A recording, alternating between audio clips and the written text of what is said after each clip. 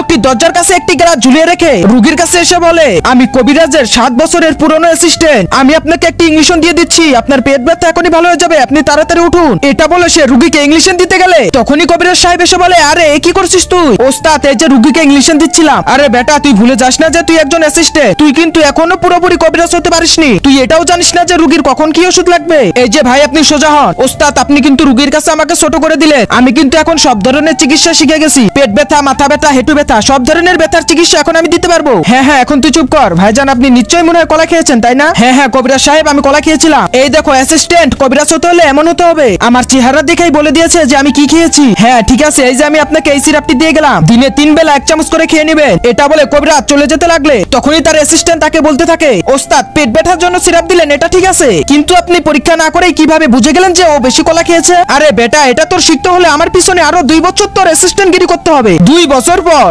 ওস্তাদ, 2 বছর চলে গেল আপনার পিছনে অ্যাসিস্ট্যান্ট গিরি করতে করতে। এখন তো বলেন, আপনি ওই রোগীকে পরীক্ষা না করে কিভাবে বলে দিলেন যে তার কলা খেয়ে পেট ব্যথা হয়েছে? আরে এই ব্যাপার। তাহলে শোন, আমি রোগীর চোখের নিচে কলার চোচা দেখে বুঝে গেছিলাম। আই মা, এটা জানার জন্য আমি আপনার পিছনে 2 বছর অ্যাসিস্ট্যান্ট গিরি করলাম।